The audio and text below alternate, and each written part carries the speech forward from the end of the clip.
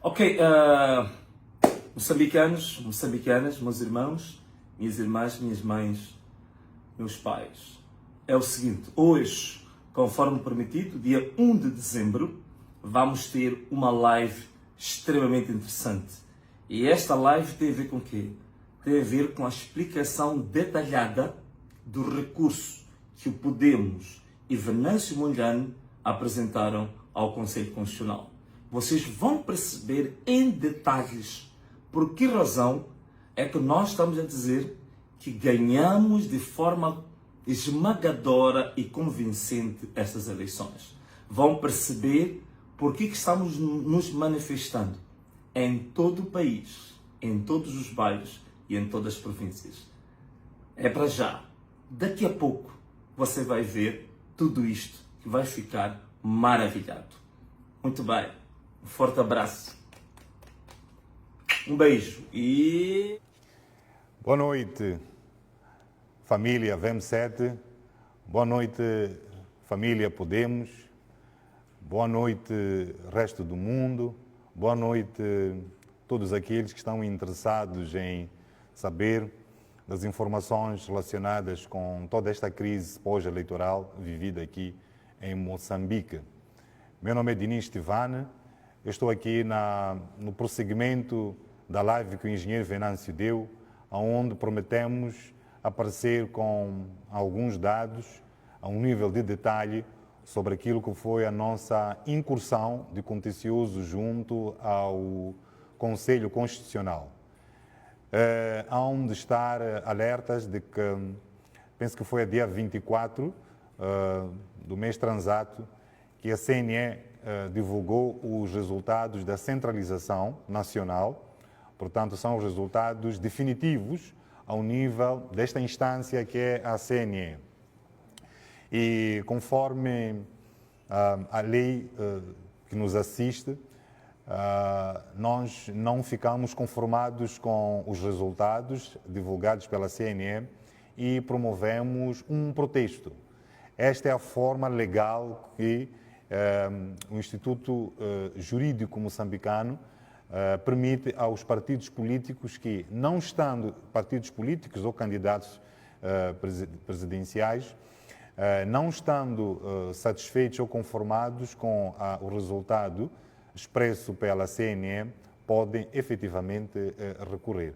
Então, disto é que nasce o nosso recurso de contencioso, que entrou no Conselho Constitucional 3 dias depois da divulgação dos dados da CNE. Isto foi num domingo, o dia em que nós apresentamos os tais 300 quilos de documentos, que muita gente não percebe o que são 300 quilos de documentos, eventualmente até sejam mais, e contam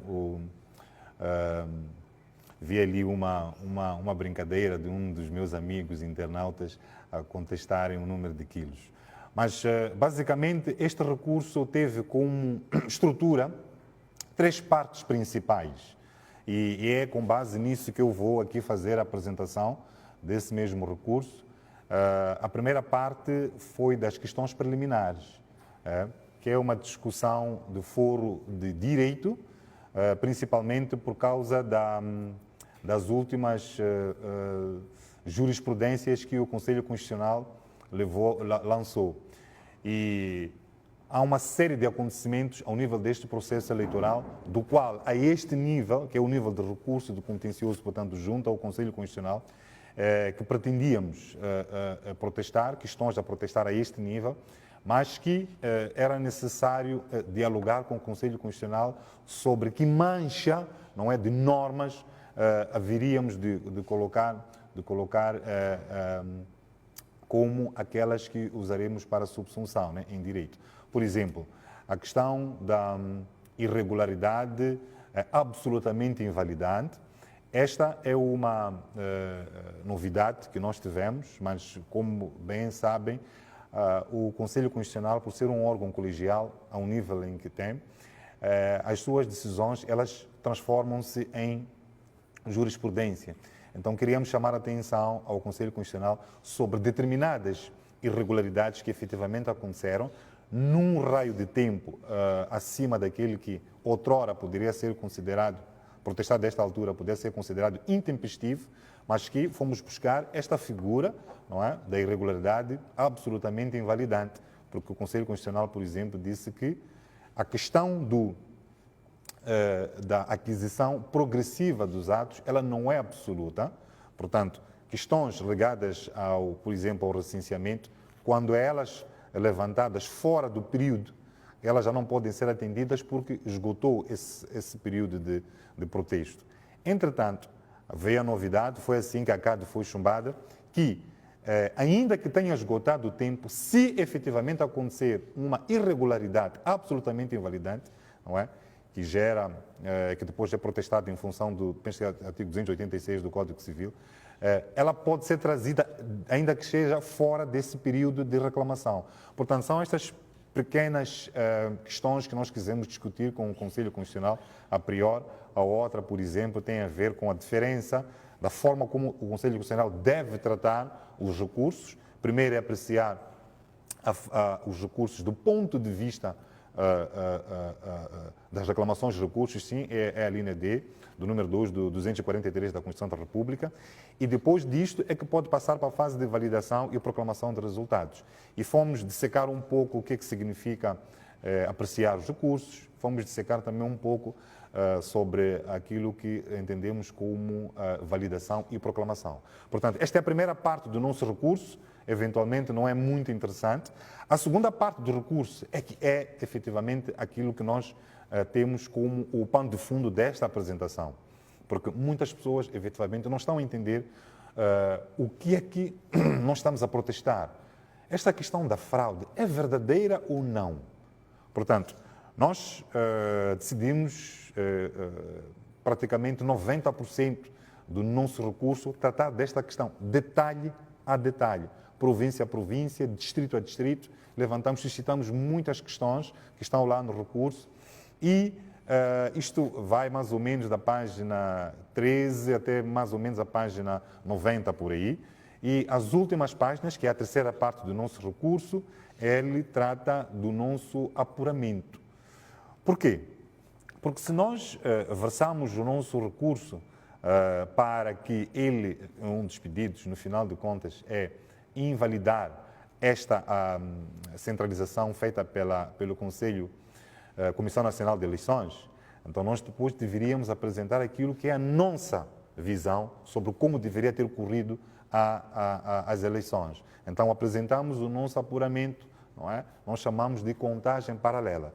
Portanto, como podem ver, são três partes deste recurso. A primeira parte vou fazer uma síntese, que é o debate sobre questões de direito. A segunda, que é como é que nós identificamos a fraude. E a terceira parte é a parte referente à nossa contagem paralela. Portanto, já dissequei aqui sobre a primeira parte, não vou mais levar mais tempo. Vou pedir, sim, aos meus companheiros, que é para nós avançarmos para o slide referente à nossa crítica à zona sul do país. Portanto, como é que isto ocorreu? Como é que nós fizemos isto? Nós identificamos que, ao nível das três eleições, há discrepância entre número de votantes. Eu vou explicar muito bem. Nós temos uma eleição que é consignada como eleição geral. Portanto, ela congrega três eleições. É a eleição presidencial, que é para se votar o presidente da República. Depois temos a eleição legislativa, que é para votar os deputados da Assembleia da República. E, por último, temos a Assembleia Provincial, que é para votarem-se os deputados em cada uma das Assembleias Provinciais. E é a partir desta eleição que sai o governador provincial. Então, o que é que acontece? Quando o eleitor ele se dirige, não é, à mesa de voto, ele recebe três boletins de voto. Um boletim de voto para a eleição presidencial, um boletim de voto para a eleição legislativa e o terceiro para a eleição provincial. Portanto, significa que por cada um dos postos de votação ou assembleia, não é? Assembleia, vamos supor, estando aqui como presidente da Assembleia, terei os meus colegas à volta e à frente nós temos urnas. Portanto, se nós temos três boletins, nós também teremos três urnas à nossa frente. Então, Quando o eleitor chega, ele recebe 3 boletins. Então, ele vai decidir quem vai votar para a eleição presidencial, depois qual é a formação partidária para a eleição da Assembleia da República e provincial. Portanto, significa que em cada uma das mesas de voto, não é? Suponhamos que nós temos uma mesa com 800 inscritos, mas efetivamente nessa mesa só foram votar, já que temos uma abstenção de quase 50%, foram votar, vamos lá, 400 pessoas. Significa que quando começar o processo de contagem, em cada uma, não é? Por hipótese, em cada uma das urnas vão sair de lá 400 votos, em cada uma delas, sem dizer em cada uma delas para que candidato ou para que informação partidária se votou. Então, isto é que seria uma situação normal, não é? Portanto, era muito mais fácil de perceber, em função do número de abstenções, não é? O nível de abstenção, desculpa, aquilo que foi a diferença entre o número de inscritos e o número de votantes. Portanto, o que aconteceu, afinal de contas? Aconteceu que, diante daquilo que a CNE apresentou, os votos começaram a fermentar. Aconteceu que, em cada uma das urnas, não é? Aparecem resultados completamente diferentes. Então, ao invés de aparecerem 400 votos na urna presidencial, apareceram 600, apareceram 800, apareceram 1000 até, não é? Então, isso significa que a tese da CNE é de que os votos, quando eles colocados na urna, eles germinam, fermentam, não é? É como se os votos lá casassem e fizessem filhos. É como se os votos depois quisessem formassem famílias. Então, que das 7 ou 8 em que a mesa é aberta até as 18 em que termina, votando 400 pessoas poderiam aparecer 800 votos. É como se os votos fizessem filhos. Portanto, é isto que nós estamos aqui a dizer. Portanto, o enchimento de urnas foi evidentemente uma realidade. Podem ter já percebido, por exemplo, a partir da eleição presidencial, desculpa, a partir dos dados que nós trazemos aí para a Zona Sul, já devem ter percebido que, por exemplo, na cidade de Maputo, nós tivemos aqui 397 votos. Este é um número que aparentemente é pequeno e pode não gerar preocupação. E isto eu quero chamar a atenção, de que não é nada disso. Quando nós, isto não tem aí convosco, eu é que tenho aqui estes dados, quando nós fazemos uma apreciação em cada um dos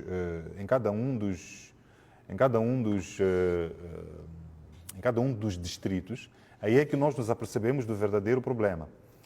Deixa-me ver aqui. Nós começamos a ver o verdadeiro problema. Portanto, ao nível da cidade de Maputo, eu vou dar exemplo de 2 distritos. É o distrito de Camavota e o distrito de Camachequén. Reparem, esse número de 397, como disse, esconde uma verdade, não é, preocupante. Em Camavota, nós tivemos uma diferença de 5.049 votos. Em Camachequén, nós tivemos uma diferença de 8.315 votos. É absolutamente gritante esta diferença de votos entre as eleições. Portanto, se nós temos uma eleição, não é, presidencial, depois a legislativa e a provincial, o normal é que seriam exatamente os mesmos.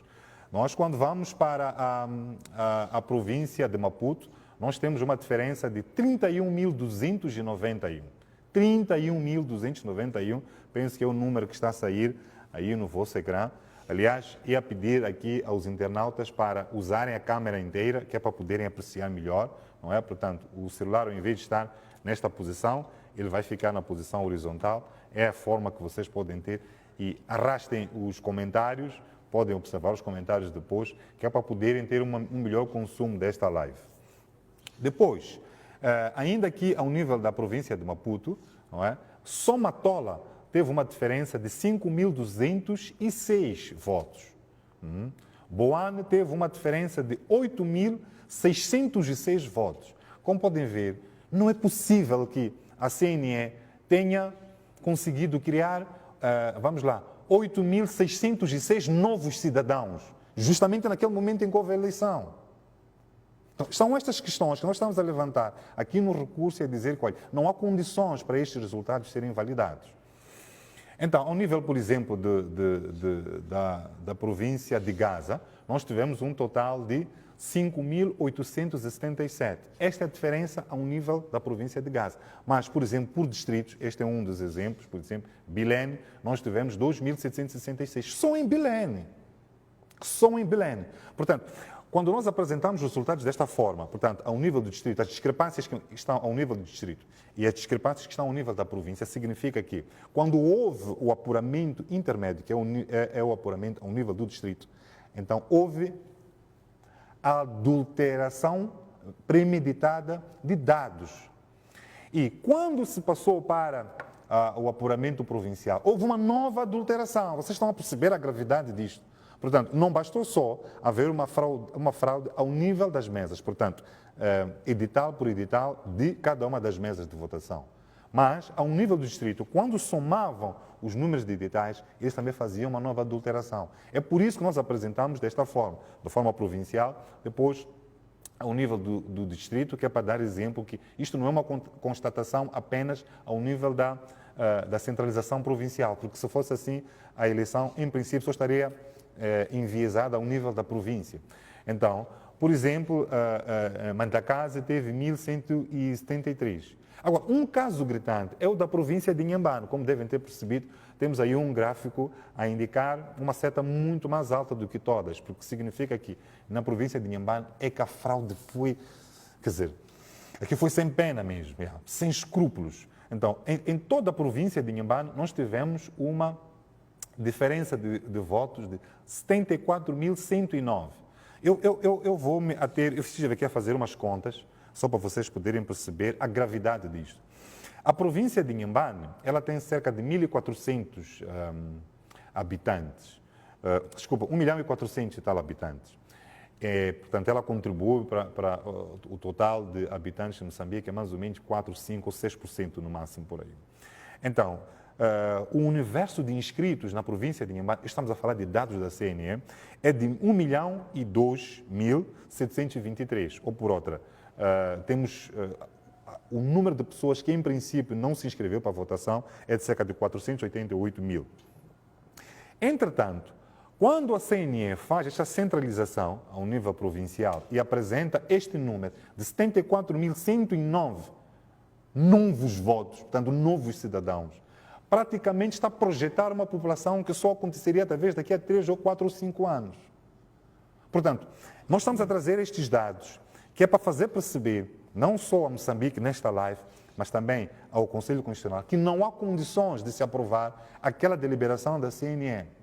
Portanto, é uma heresia a um nível, heresia mesmo, é uma heresia científica.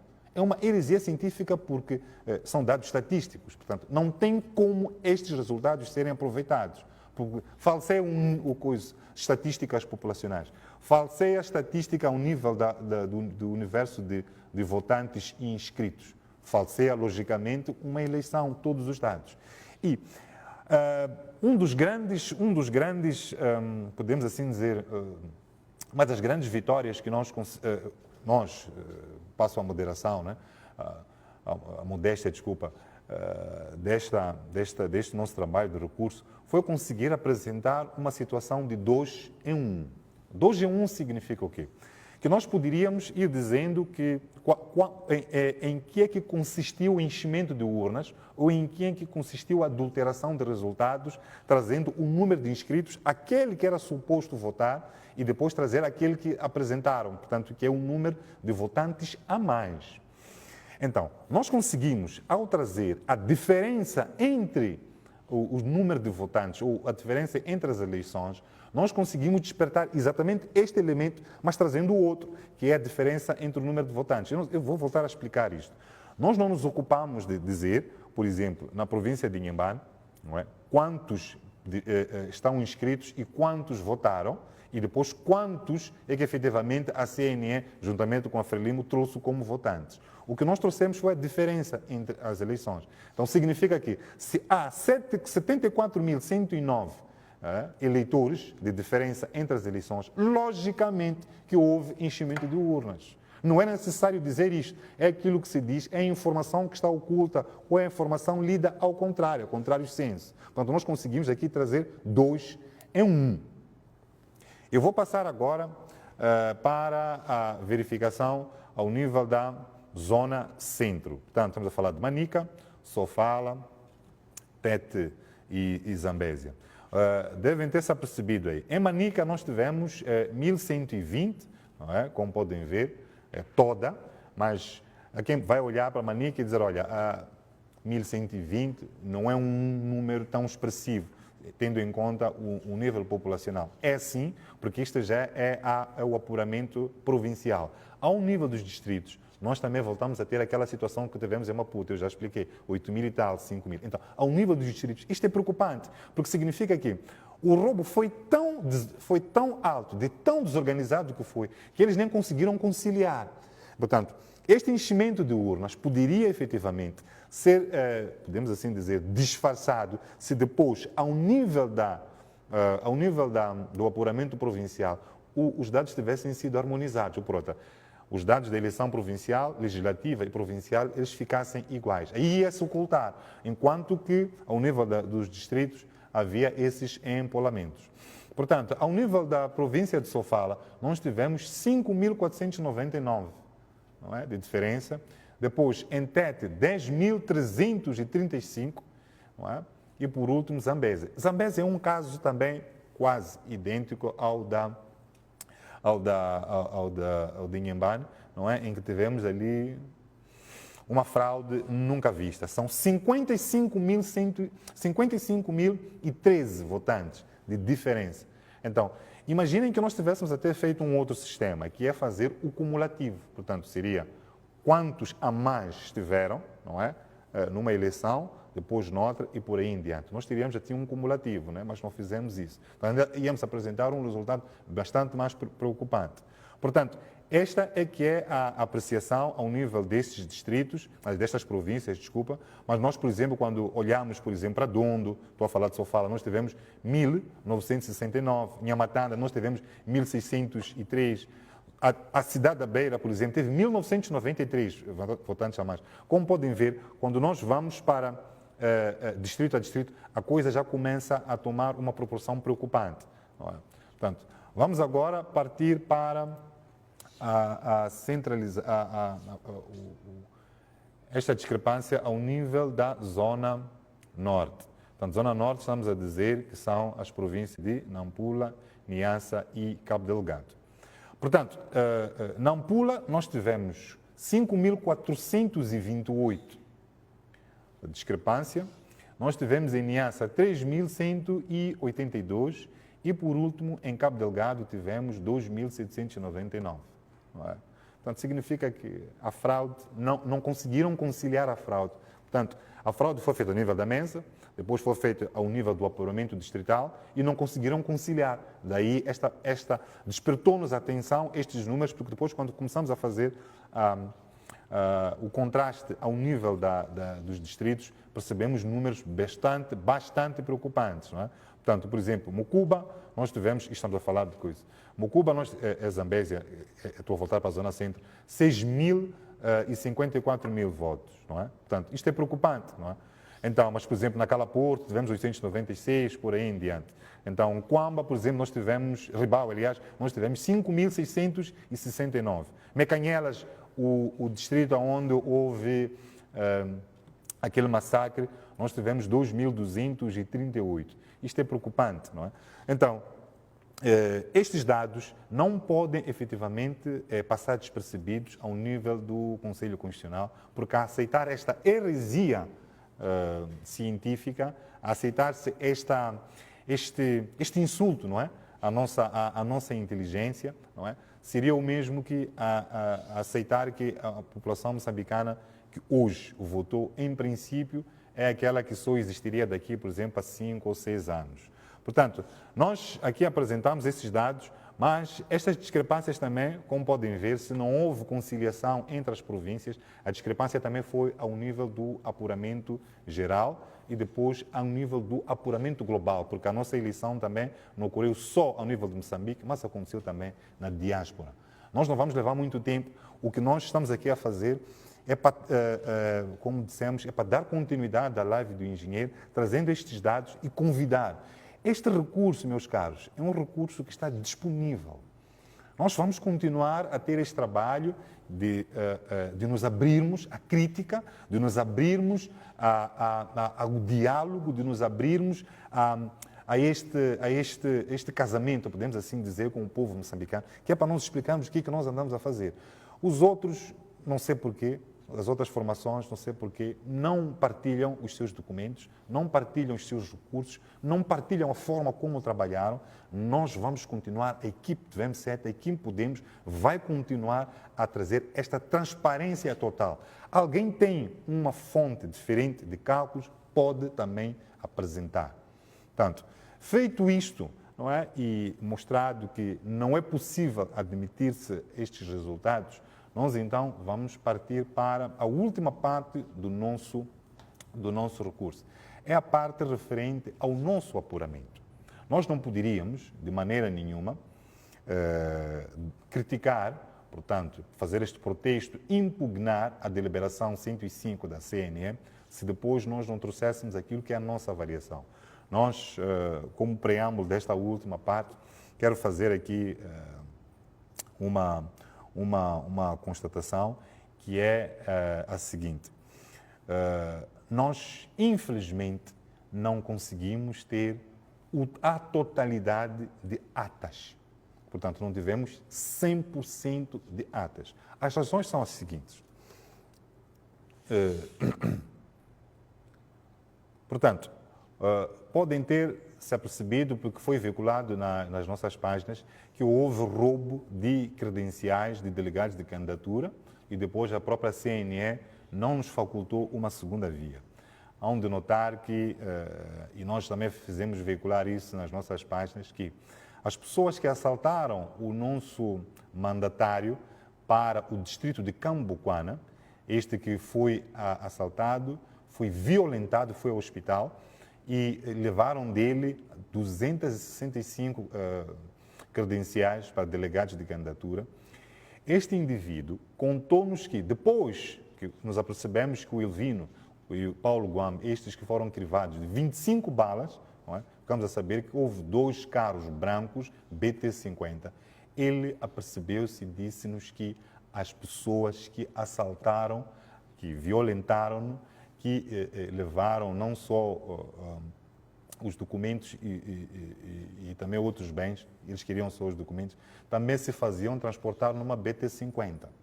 Portanto, aqui nós fazemos este pequeno parênteses que é para fazer uma crítica à Procuradoria-Geral da República, que tem se ocupado de fazer uma verdadeira caça às bruxas, não é?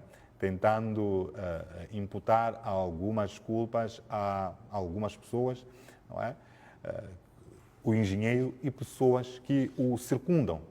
Então, nós já dissemos isto, até hoje, nunca a PGR veio ter conosco, nunca a PGR pediu para entrevistar o nosso mandatário, que é para ele confirmar esta alegação de que, efetivamente, as pessoas que o assaltaram, não é, faziam-se transportar em 2 BT-50, exatamente as pessoas que deram 25 tiros ao Elvino. Portanto, não se avançar para a investigação deste crime hediondo que matou Elvino Dias e Paulo Guambe significa que a PGR está a comportar-se como parte do problema e não a solução.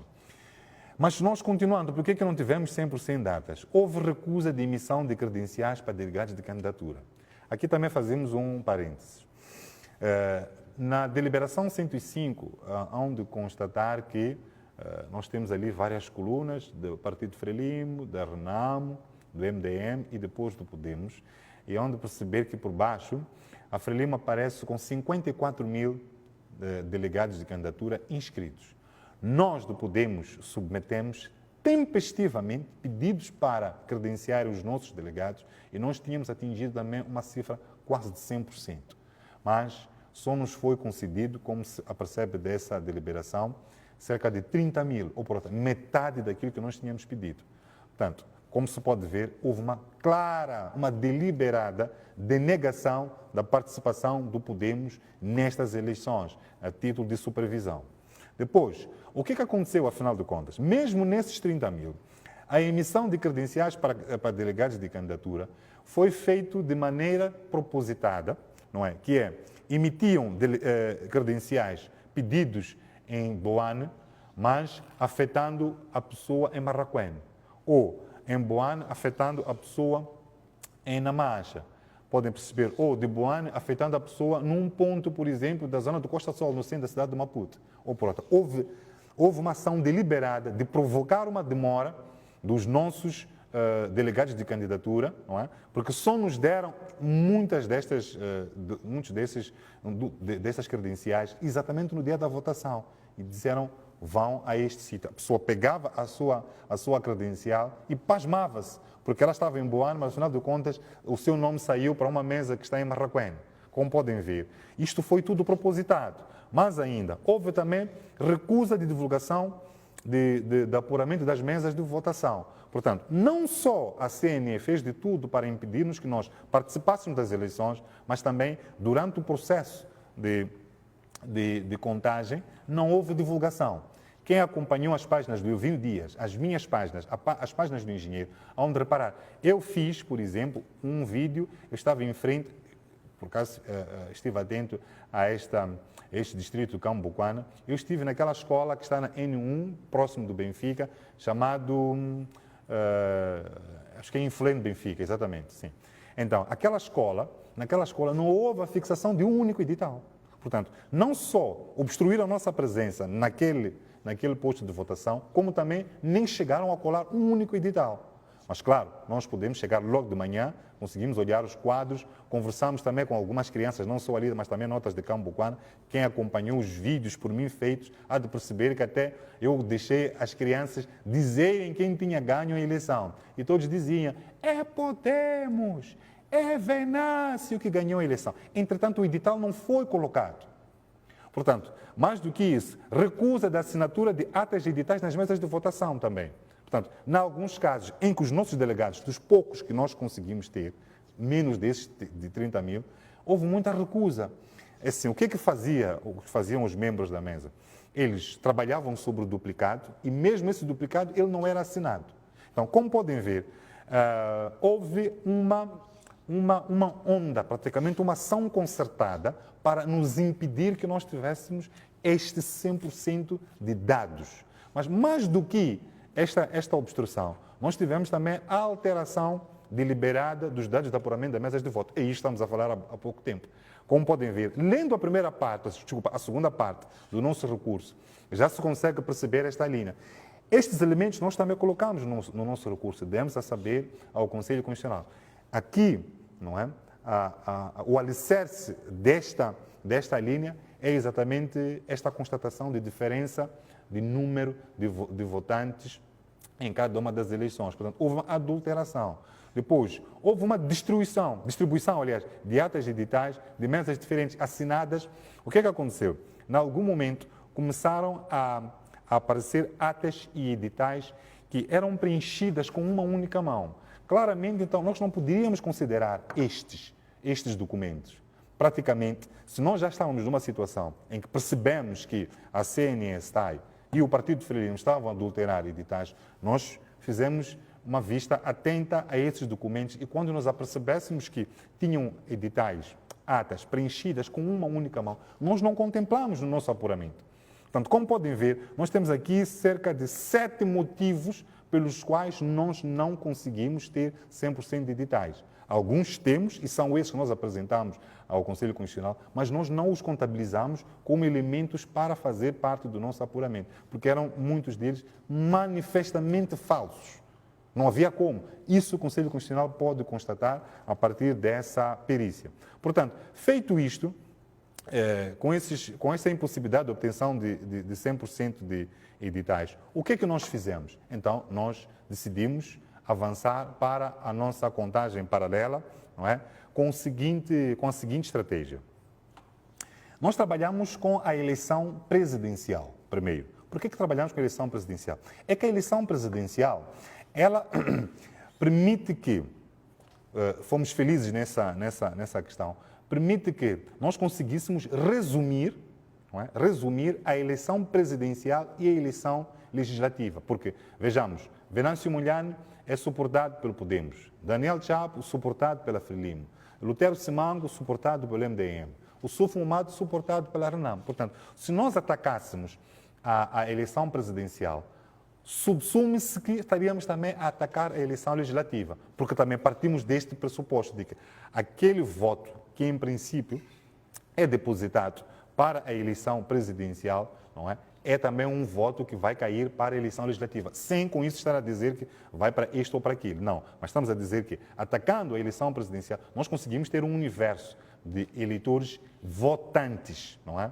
Não são os inscritos, mas também os votantes. E isso permitiu também fazer o quê? Permitiu fazer com que porque nós temos aqui uma eleição com cerca de 35 partidos. Então, se nós conseguimos resumir a eleição presidencial e a eleição legislativa para estes 4 partidos, então, a partir do método de Hont, nós podemos saber se o restante grupo de votos é suficiente para desencadear o benefício de um mandato. Esta que era a primeira resposta que nós precisávamos ter.